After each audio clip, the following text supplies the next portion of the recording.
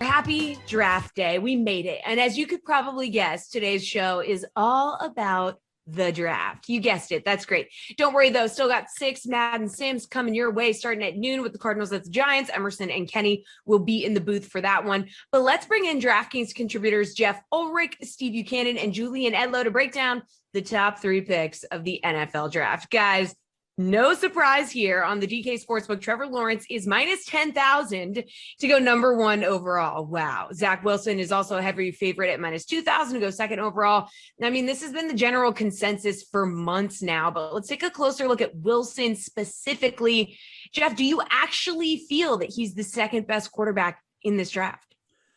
I mean, look, we're talking about a very deep quarterback draft. So for me to say no, it's not that big a deal. But the answer is no. I actually don't. I think there's a pretty good argument that you could even rank Wilson as the 5th best quarterback in this draft. I mean, he's a little bit smaller than the other prospects, topping out at around 6'1", 200 pounds. He's a very creative, very talented pocket passer, but you look at his college tape as well. He likes to create stuff, move around in the pocket, not necessarily just take what's given to him. That can lead to problems in the pros, especially if he's going to be on a bad team, and he is going to be on a bad team like the Jets. So is there potential here? Absolutely. He also ran for a bit. He looks a little bit like Kyler Murray in the pocket, but he's not going to be as fast as Kyler Murray either. So in all things considered, I see Zach Wilson having a little bit of bust potential, or at least a little bit of regression. He only had 1 good year in college. I do like him. I mean, I think his upside is great, like I said, but we have 5 really good QBs. You've got top-end athletic guys like Justin Fields and Trey Lance. I would probably rank him 5th, if I'm being dead honest. Steve, I mean, Geoff, no hesitation, probably going to rank him 5th. What about you? I don't know if I'd rank him 5th, but I mean, it was really the perfect storm for him back when he was in BYU. I mean, he was very well protected, didn't face the toughest competition either. I mean, basically last year, COVID forced them to crumple up their original schedule and take a matchup with anybody who was willing to play with them. And thus he didn't end up facing a Power 5 team. So now he's going to be going to the AFC East, which has become extremely competitive. This is not the AFC East from 5 years ago. He's going to be facing tough team after tough team. And then, like Geoff said, he's probably on the worst team in that division. So how is he going to respond? How is he going to react to that? And the microscope is going to be on him. I think obviously Trevor Lawrence is going to get a lot of buzz, but he's replacing Sam Darnold. And obviously the Jets are looking for more than what they got from him. So there's a lot to going against him coming into this draft. So should he be going number 2? Probably not, but this is the guy the Jets need. And that's where they're going to go in this draft. Jules, what do you think? He's definitely going to the worst team in the division. I think the last time I looked at DK Sportsbook win totals, New England, Miami, and Buffalo all had win totals of 9 or more, and he's going to the Jets. So there's definitely, like Geoff said, like it's not a hot take to say no. There's 5 quarterbacks that are going to go tonight in the top 10, 15, so to say that we have these guys out of order just because we know who 1 and 2 are, it doesn't mean those are the 2 best guys. Now, I do feel like Trevor Lawrence kind of set himself aside a little bit as the best prospect, but after that, give me any order you want, and that's fine. Like, not in love with Mac Jones. He played behind an NFL offensive line with NFL wide receivers, but he really improved, and he was doing it against good SEC defenses. Lance, I'm not going to pretend I know everything about him. Like, from what I hear, he's going to be a project and take some time, but the upside there sounds like it's very good. My number 2 guy is Justin Fields. I don't know why he's, necessarily fallen off so far. If I'm the Jets, I'm taking Fields. He was kind of like, oh yeah, he's a top 5 pick. He's good. He's a top 5 pick. He's good. And then that Clemson game happens. He takes that crack, plays through what looked like a serious rib injury, and lights up Clemson. Fields is the second best guy to me in this draft by like a wide margin. All right. Number 3, guys, is where it got interesting for you. Geoff, you took Mac Jones to go to SF. He's the favorite at minus 200. Julian, you had Trey Lance at 3, which is plus 150. Steve, you took Justin Fields to go there, who is plus 550 right now. Can each of you explain your reasoning? Julian, start us off with your Trey Lance pick. Well, we certainly have all bases covered here between the 3 of us. So Geoff definitely has it the safest with Mac Jones. Like, there's a reason he's minus 250, minus 270 to be the pick. And it sounds like that's what Kyle Shanahan wants. So it's probably what he gets. I went a little contrarian with Lance for the reason, like, what are San Francisco's actions telling us? Because Shanahan has said a million things this week, including like, all of us are going to die by Sunday, doesn't know who's going to be alive at the end of the weekend, so he doesn't know who's going to be on the roster. He likes all 5 quarterbacks we know who we like. Like, he's said everything, so who knows? But the actions are telling us if Garoppolo is going to be on the roster, and like they said when they traded up for the pick like a month ago, we feel comfortable having Garoppolo, who's the best win now option now, and developing our guy of the future. That tells me that Lance, who's maybe one of the high upside guy that's going to take a little bit of time to develop, is the guy that they have in mind, and the guy that the scouting department is rumored to have in mind here, although Shanahan likes the pocket passer and Jones. So I'm just kind of going out off of what San Francisco's actions tell us, where it might wind up that Jeff's right with Shanahan, or maybe Steve is just a weird genius and them saying that we're ruling Fields out is the reason he's the pick. Who knows? All right, Jeff, talk to me about Mac Jones here.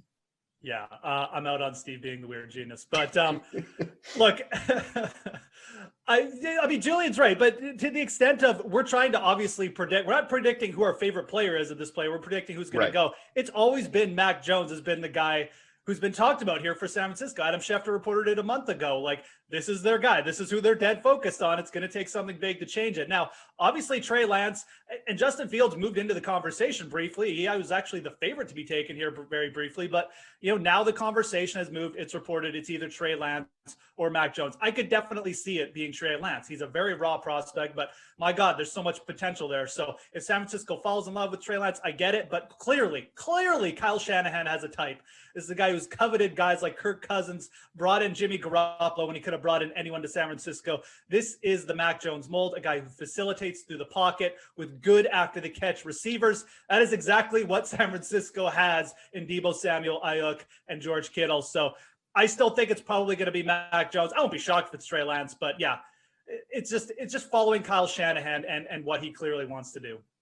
Steve, you got Justin Fields. Are you a weird genius? Explain it to us. I mean, weird genius is on my resume, so of course I should be there. But I mean, if we're just drafting on talent alone, Fields should be the guy to go in this spot. But I think we have this misconception that, Fields is dropping in the draft and teams aren't interested. We always kind of think of this as, oh, well, these are more talented guys, so this is the guy that should go. These teams are drafting based on their needs and what's going to fit their offensive scheme. So maybe Fields isn't that guy, but at least if you're looking at this from a talent perspective, Fields should be the number 3 guy going. Quite frankly, he could even be the number 2 guy going. So it's just what's going to best fit the team here. So I still think that the Niners could end up taking Fields there. I don't think it's out of the question. I know the odds are against me here at plus 550 on the DraftKings Sportsbook, but I just like Fields' style of play the most out of these guys that are left after the top 2. I think it would make a lot of sense for the Niners. But again, I'm not in the Niners front office. I'm not making these decisions. I'm just an outsider looking to have some fun. I mean, if we're doing it based on who we think the better players are, then I have Fields going 2 to the Jets. Right. Exactly. I agree. All right. Well, we'll see what happens. But there's a prop on the DK Sportsbook for total quarterbacks drafted in the first round. We just talked about it. All right. All of you have the top 3 picks being quarterbacks. So how many are going to be drafted here in round 1? 5 is the favorite at minus 275. 6 or more at plus 350. 4 or less at plus 550. Where do you stand, Jeff?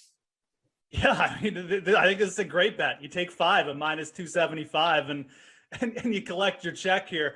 Look, the top 5 QBs are getting selected in the first round. I'd be absolutely shocked if it's probably going to be either Fields or Lance that falls if one of them do, but I'd be shocked if they fell so far that we're talking about a second day pick here. Someone will move up and take these guys, much like someone moved up, for like Lamar Jackson. So I think 5 is the pick. I think there's such a big gap between the top 5 and the other 3 quarterbacks that are being mentioned that these are good odds. This is really good odds to take 5 at minus 275 in the DraftKings Sportsbook. Davis Mills is a guy I would keep an eye on. Absolutely. If someone's going to move up, it's probably going to be for him, at least in my opinion. But man, that even seems like a long shot here. I think taking 5 QBs drafted in the first round is really the bet here.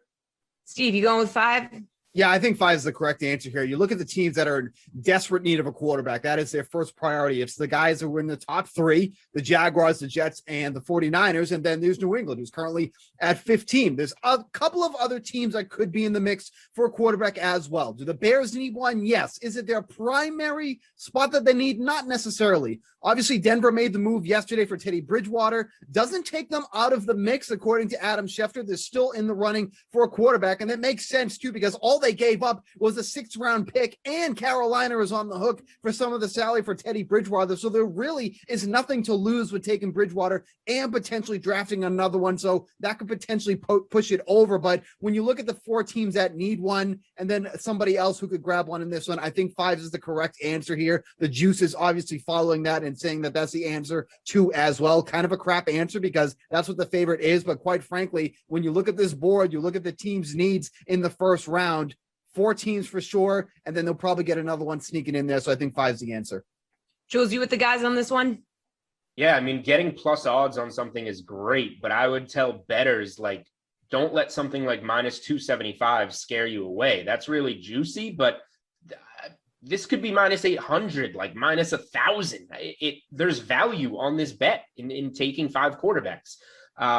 There's no way one of these guys doesn't go tonight. If you look at the 5 of them, the guy with the highest over-under still set on the boards is Fields at 7.5.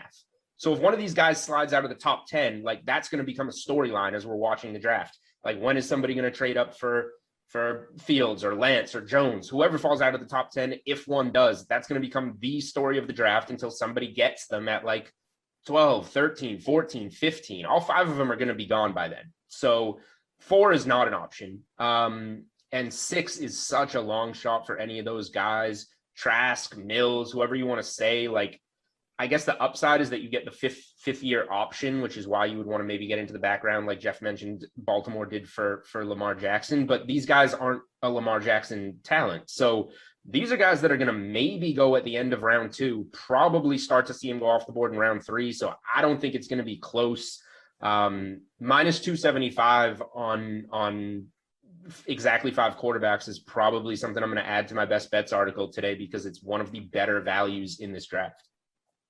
All right, guys, real quick on this last one. Steve, if for some reason San Fran did not take a quarterback after trading up to get that number 3 pick, or who do you think they would select, and what would the fallout be? I mean, realistically, who would they draft here? It just doesn't make any sense. Like, would they try to steal Kyle Pitts at number 3, and then everybody's mock draft would just be on fire? Like, I just don't understand why they would move up to 3, especially when they already have George Kittle, and take somebody like Kyle Pitts, who realistically is penciled in as a number 4 draft pick overall. So it would be an absolute shock if they didn't take one here. I don't see that happening at all. It just doesn't make sense why they would move up to 3 and not take a quarterback. Jules, what do you think? Yeah, you don't mortgage, a pile of first round picks to move from 12 to 3 unless you're taking a franchise QB. So Shanahan has said everything in the world, but the one thing I would say, I think San Francisco knows what they're going to do. They're just spewing this, spewing that to keep everybody on their toes. If it was somebody else, it would be Pitts, but they already have all those weapons, and they already have a top 3 tight end in the league. So it would be for quite a unique tight end package. The one thing I'll say, like, everybody has Pitts going 4, so it would be a sneaky move to get him if you wanted him, but you overpaid for a tight end, even if I believe Pitts is the best overall player in the draft. It has to be a quarterback. Jeff, what do you think? I mean, Thor was right on. This question is bogus. There's just no way they're not taking a quarterback. But if it was going to be someone, it would be Kyle Pitts. He's just such a unique. You don't see Kyle Pitts has come along every decade kind of thing. So if it's going to be anyone, it's going to be Pitts, but it's not going to be Pitts. It's going to be a quarterback.